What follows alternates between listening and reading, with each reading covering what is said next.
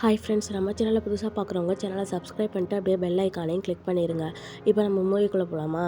ஸ்டார்டிங்லேயே அப்பங்காரன் வந்து ஹீரோயின் கிட்ட பேசிக்கிட்டு இருக்கான். இந்த மாதிரி நான் உன் மேலே பாசம் இல்லாமலாம் இல்லை, நாட்டில் வந்து போர் நடக்க போகுது, அந்த போர்லேருந்து நம்ம எப்படி தப்பிக்கிறதுன்னு பார்க்குறதுக்காக தான், நம்ம நாட்டு மக்களை காப்பாற்றுறதுக்காக தான் உன்னை எதிர்காலத்தை கணிக்க சொன்னேன், மற்றபடி வேறு ஒன்றுமே கிடையாது அப்படின்னு சொல்லி பேசிக்கிட்டு இருக்கான். அதுக்கப்புறம் சரி, உனக்கு உதாரணத்துக்கு சொல்லணும்னா தளபதியோட அண்ணன் வந்து ஷூமு வந்து சரியான திறமை வாய்ந்தவர்.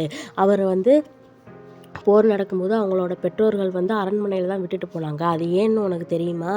ஏன்னா அவங்களும் அந்த போரில் இறந்து போயிட்டாங்கன்னா நாட்டு மக்களை காப்பாற்றுறதுக்காக யாருமே இருக்க மாட்டாங்கன்ற காரணத்துக்காக தான்.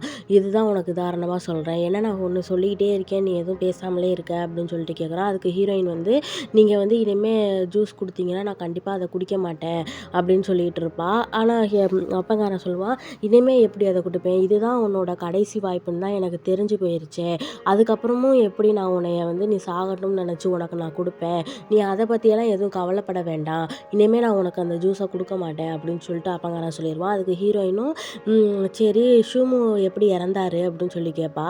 அதுக்கு அவன் வந்து ஒரு தீ விபத்தில் இறந்துட்டான், எங்களுக்காக தான், என்னோட சொத்துரிமையை காப்பாற்றுறதுக்காக தான் அவன் இறந்து போனான் அப்படின்னு சொல்லிட்டு அப்பங்காரனும் சொன்னதுக்கப்புறம் ஹீரோயின் வந்து அப்போ இதுக்கும் அப்பாவுக்கும் சம்மந்தம் இல்லையா, இதை நம்ம நம்பலாமா, அப்போ தளபதியும் நானும் ஒன்று சேர்ந்து வாழலாமா அப்படின்னு சொல்லிட்டு அவனை பற்றி யோசிச்சுக்கிட்டு இருப்பா. அதுக்கப்புறம் அப்பங்காரன் வந்து என்னாச்சு, நான் இவ்வளோ பேசிகிட்டு இருக்கேன் எதுவும் சொல்லாமலே நீ உட்காந்துருக்க அப்படின்னு சொல்லி கேட்பான். சரிப்பா அப்படின்னு சொல்லிட்டு அவளும் கிளம்பிடுவா. அதுக்கப்புறம் இந்த தென்னாட்டு இளவரசி இருக்கால்ல, அவள் வந்து இந்த இடத்துக்கு வருவா. அவள் வந்து கேட்டோன்னா எனக்கு தங்குறதுக்கு ஒரு இடம் வேணும் அப்படின்னு சொல்லி கேட்கறதுக்கப்புறம் ஹீரோயின் கிட்ட ஒப்படைச்சி அனுப்பி விட்ருவான். ஹீரோயின் ஒரு மாளிகையில் இடம் கொடுன்னு சொல்லிட்டு இவள் அவளோட கூட்டிகிட்டு போவா. எதுக்கு நீ எப்போ பார்த்தாலும் உருன்னே இருக்க, உனக்கு வந்து எப்போ பார்த்தாலும் இந்த மாதிரி வெறப்பாக இருக்க தான் பிடிக்குமா அப்படின்னு சொல்லிட்டு ஹீரோயின் கேட்டுட்டு வரா.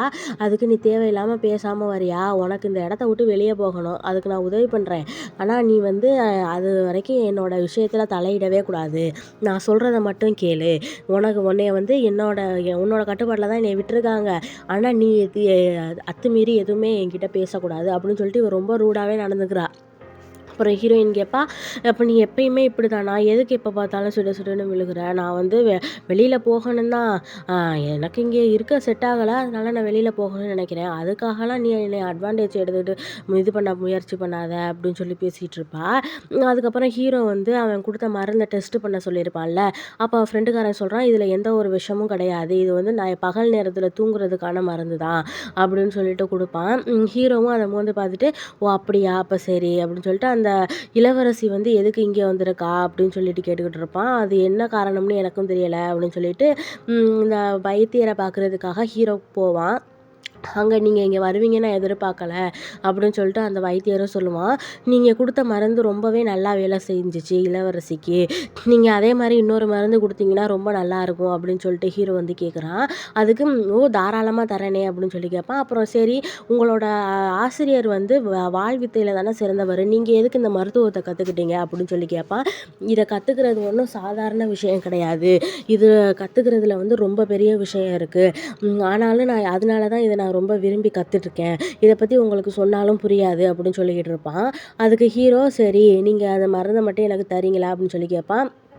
அதுக்கப்புறம் இவனை வந்து அரசர் கூப்பிட்றாங்கன்னு சொல்லிட்டு அவனை கூப்பிட்ருவாங்க. அதுக்கப்புறம் இவன் சரி நீ இந்த இடத்துல இந்த சுற்றி பாருங்கள், நான் போயிட்டு வந்துடுறேன் அப்படின்னு சொல்லிட்டு இந்த வைத்தியர் கிளம்பிடுவான். அப்புறம் ஹீரோயினோட இடத்துல வந்து அந்த ஹீரோயின் வந்து இவளை படுக்க வைக்கிறதுக்காக ஒரு ரூமை போய் காட்டுவா.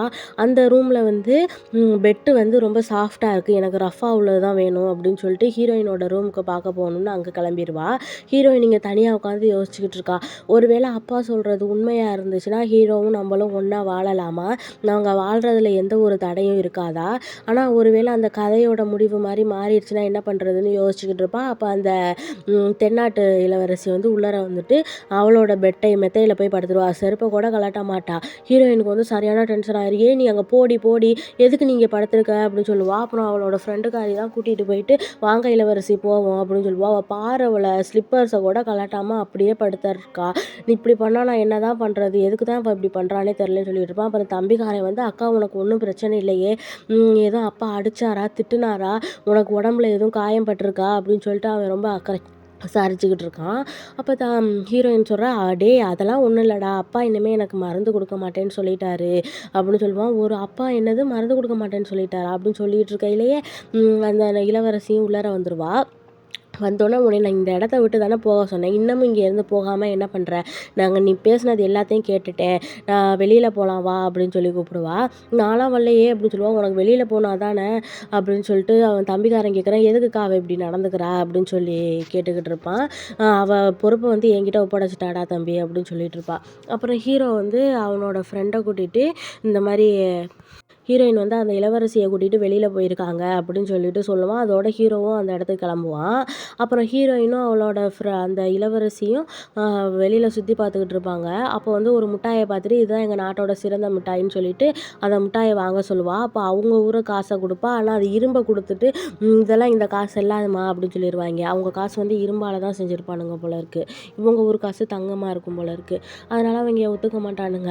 அதுக்கப்புறம் எல்லா இடத்தையும் சுற்றி பார்த்துட்டு அந்த ஒரு வாசனை திரவியம், இந்த நாட்டோடைய சிறந்த வாசனை திரவியம்னு ஒரு இருக்கும்ல, அந்த ஹீரோயினுக்கு கூட அவ தம்பிக்காரன் கொடுத்தானே, அது வாங்குறதுக்காக அந்த கடைக்கு போயிருப்பானுங்க.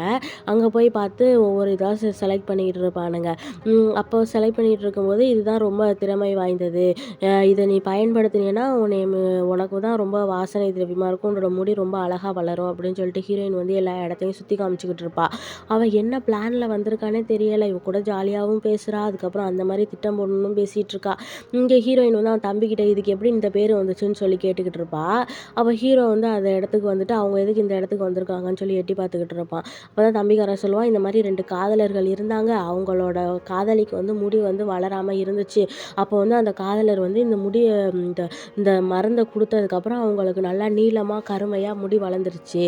அதனால தான் இந்த இது வந்து இங்கே ஃபேமஸாக இருக்குது அப்படின்னு சொல்லிக்கிட்டு இருப்பான். அதுக்கப்புறம் ஹீரோயின் வந்து இது எப்படி உனக்கு தெரியும் அப்படின்னு சொல்லுவாங்க. இது நம்ம அரசவையில் உள்ள கதை தான், நம்ம அப்பா தான் இது காரணம்னு கூட பேசிக்கிறாங்க, அது உண்மையா பொய்யான்னு தெரியலை அப்படின்னு சொல்லி பேசிகிட்டு இருப்பானுங்க. அதுக்கப்புறம் ஹீரோ வந்ததுக்கப்புறம் ஹீரோ கூட்டிகிட்டு தனியாக போவா. நீங்கள் எதுக்கு என்னை பின்தொடர்ந்தே வந்துக்கிட்டு இருக்கீங்க, நம்மளுக்குள்ளே தான் முடிஞ்சதுன்னு ஆயிடுச்சுல, இனிமேலும் என்னை பின்தொடர்ந்து வராதிங்க அப்படின்னு சொல்லிக்கிட்டு இருப்பா. அதுக்கு ஹீரோ கேட்பான், நான் உன்னோட பாதுகாப்புக்காக தான் வந்தேன், வேறு எதுக்காகவும் வரல, நீ வா என் கூட தங்கு, நம்ம மாளிகையில் வந்து நீ தங்கு, இங்கே இருந்து உன்னால் உன்னைய பார்த்துட்டு கஷ்டப்பட முடியலை, நீ இல்லாமலும் இருக்க முடியலை, நீ என் கூடவே வந்துருன்னு சொல்லி கூப்பிடுவான். அதுக்கு ஹீரோயின், நம்மளுக்குள்ளே முடிஞ்சிருச்சு, இனிமேல் நம்மளுக்குள்ளே பேசுகிறதுக்கும் எதுவும் இல்லை, பார்க்குறதுக்கும் எதுவும் இல்லை, இனிமேல் நீங்கள் என்னைய பின்தொடர்ந்து வராதிங்க, உங்கள் வேலை என்னவோ அதை மட்டும் பாருங்கள் அப்படின்னு சொல்லிட்டு ஹீரோயின் சொல்லுவா. அதுக்கு ஹீரோ, அப்போ நீ வந்து தெளிவாக முடிவு எடுத்துட்டியா, அந்த இளவரசியோட சுற்றியே அவள் நல்லவளா கெட்டவளான்னு கூட தெரியாது, எதுக்காக அவளோட சுற்றிட்டு இருக்க, நீ ஒழுங்கா வா, உன் மேலே உள்ள அக்கறையில் தான் நான் உன்னை கூப்பிடுறேன், வேறு எதுக்காகவும் உன்னை கூப்பிடல அப்படின்னு சொல்லிட்டு ஹீரோ சொல்லுவான். அதுக்கு இவள் ஹீரோயினும், இல்லை நான் இனிமேல் என்ன நடந்தாலும் வரமாட்டேன் அப்படின்னு சொல்லி பேசிகிட்டு இருக்கும்போது அந்த வந்து எதையோ போட்டு நொறுக்கிவிட்டு சத்தம் போட்டுக்கிட்டு இருப்பா. என்னன்னு கேட்டால் அவள் ஒரு தங்க பொருள் வாங்கியிருப்பா. அதுக்காக அந்த அவ்வளோ ஊர்க்கார் அந்த இரும்பு நாணயத்தை கொடுத்துருப்பா. கொடுத்தோன்னே இவன் வந்து ஒத்துக்க மாட்றான். நான் காசு தரேன் நீ கொடுன்னு சொல்லுது. நீ உன்னோட காசெல்லாம் எனக்கு வேண்டாம், நான் காசு கொடுத்துட்டேன்னு சொல்லிட்டு அந்த பொருளையும் வேகமாக எடுத்துகிட்டு போயிடுவா. அதுக்கப்புறம் நைட் ஆயிடுச்சு. ஹீரோயின் வந்து ட்ரெஸ் மாற்றிட்டு உள்ளார வந்து நின்று யோசிச்சுக்கிட்டு இருப்பா, தளபதி நம்மளை கூப்பிட்டாரே அப்படின்னு சொல்லிட்டு. அப்போ வந்து இவகிட்ட வந்து இளவரசி, எனக்கு தெரியும், உன் காலில் எதுக்கு நீ அதை கட்டியிருக்க, இதெல்லாம் எங்கள் ஊரில் வந்து கைதிகள் மட்டும்தான் காலில் போட்டுக்குவாங்க, நீ எதுக்காக இதை போட்டிருக்கன்னு சொல்லிட்டு அதை கழட்டி விடுவா. அப்புறம் ஹீரோயின் வந்து அதை லாக் பண்ணிவிட்டு, இல்லை எனக்கு இது போட்டிருக்கிறதுக்கு ரொம்ப பிடிச்சிருக்கு, அதனால தான் நான் போட்டிருக்கேன், மற்றபடி வேறு எதுவும் இல்லை, இந்த சவுண்டு எனக்கு ரொம்ப கேட்குறதுக்கு ரொம்ப பிடிக்கும் அப்படின்னு சொல்லுவாள். சொல்லி பேசிகிட்டு இருக்கும்போது அவள் சொல்லிடுவா, இவ கிறுக்கா இருப்பாளோ, லூஸ் மாதிரி பண்ணிக்கிட்டு இருக்கா, இதெல்லாம் போய் போட்டுக்குவாங்களா, கைதிகள் போட வச்சுக்கிறது, இதெல்லாம் நீ எதுக்கு போட்டுக்கிட்டு இருக்க அப்படின்னு சொல்லி பேசிகிட்டு இருக்கும்போது ஹீரோயின் சொல்லிடுவா, இல்லை எனக்கு அது வேண்டப்பட்டவங்க நெருக்கமானவங்க கொடுத்தது, அதனால் நான் அதை தூக்கி எறிய மாட்டேன் அப்படின்னு சொல்லும்போது இவள் வந்து அவளோட மெத்தையில் ஏறி உட்காந்து படுத்துட்டு முழிச்சிட்டு இருப்பா. அதுக்கப்புறம் நீ தூங்கலையா அப்படின்னு சொல்லி கேட்பேன். இல்லை எனக்கு இரவு நேரத்தில் புக்கு படிக்கிறதுக்கு ரொம்ப பிடிக்கும் அப்படின்னு சொல்லிட்டு புக்கு படிச்சுட்டு ஹீரோவை பற்றி யோசிச்சுட்டு இருப்பான். அவன் கூப்பிட்ருப்பான்ல, அதை யோசிச்சுக்கிட்டு இருப்பாள்.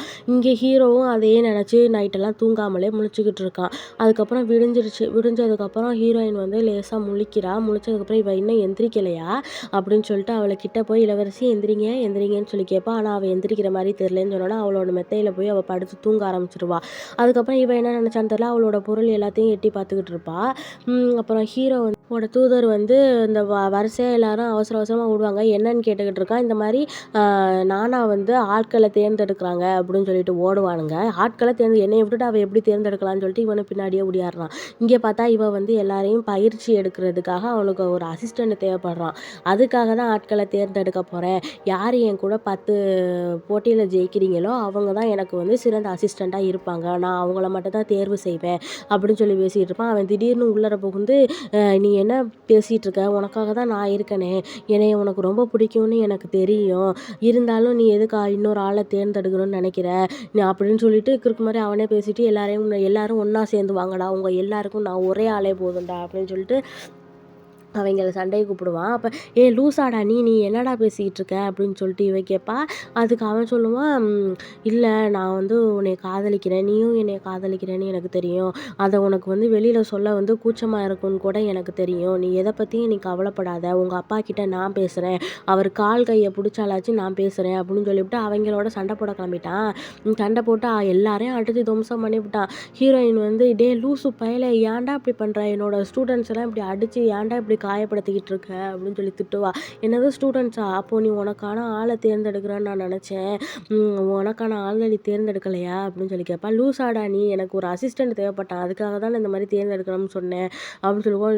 நான் வேற ஏதோ தப்பாக நினச்சிட்டேன், நீ என்னை விட்டு போயிடுவியோ, நீ வேற ஆளை ஏதோ செலக்ட் பண்ணிடுவியோன்ட்டு, அதனால தான் நான் இவங்களெல்லாம் அடித்தேன் அப்படின்னு சொல்லுவான். அது சொல்லிட்டு போயிடுவான். அதுக்கப்புறம் ஹீரோயின் இப்போ வந்து யோசிச்சுட்டு இருப்பா, இவனும் நல்லவனாக தான் இருக்கான் அப்படின்னு சொல்லிட்டு இருப்பா. அவனோட ஆசிரியர் வந்து எல்லாரையும் நிற்க வச்சுட்டு இவளை வந்து பயங்கரமாக திட்டிக்கிட்டு இருப்பான். நீ வந்து ஒரு ஆசிரியையா? உன்னை திறமைசாலியான ஆள்னு உன்னை நிறுத்தினா எல்லாம் தெரிஞ்ச நீ அதுவும் தெரியாதவங்கள போட்டு இப்படி காயப்படுத்தியிருக்க அப்படி இப்படின்னு பிடிச்சி திட்டுவான். இவ வந்து அவனால் நான் நல்லா திட்டு வாங்கிட்டு இருக்கேன், இருந்தாலும் அவனை நம்ம மாட்டி கொடுக்க வேண்டாம் அப்படின்னு யோசிச்சுக்கிட்டு இருப்பா. அவன் வந்து நான் உன்னை நம்பி விட்டது தப்பு, நீ போய் தோப்புக்கரணம் போடு அப்படின்னு சொல்லி திட்டிடுவான். அப்புறம் வந்து இவ இந்த நானா சொல்லிடுவா, எல்லாம் அவனால தான், அவன் மட்டும் வராமல் இருந்தால் எனக்கு அந்த தண்டனை கிடச்சிருக்காதுன்னு யோசிச்சுக்கிட்டு இருப்பா. அதுக்கப்புறம் ஹீரோயின் வந்து தூங்கி எந்திரிச்சு முழிச்சிருவா. முழிச்சதுக்கப்புறம் அந்த இளவரசி கிட்ட கேட்பா, நீங்களும் பகலில் தான் தூங்குவீங்களா? என்ன மாதிரியே பகலில் தூங்குறத நான் இன்றைக்கி தான் பார்க்குறேன் அப்படின்னு சொல்லிக்கிட்டு இருப்பா. அதுக்கு அவள், இல்லை புது இடங்கிறதுனால எனக்கு தூக்கம் இல்லை, வேறு எதுவும் இல்லை. சரி இங்கே இருக்கிற பொருள்லாம் நச்சு பொருட்கள் தானே அப்படின்னு கேட்பா. இல்லை நச்சு பொருட்கள்லாம் இல்லை, இதெல்லாம் வாசனை திரவியங்கள், முகத்தில் தூங்கி எந்திரிச்சதுக்கப்புறம் பொலிவுக்காக பூசிக்கிறது அப்படின்னு சொல்லிக்கிட்டு இருப்பா. ஹீரோ இதெல்லாம் வெளியில் நின்று வேடிக்கை பார்த்துக்கிட்டு இருப்பான்.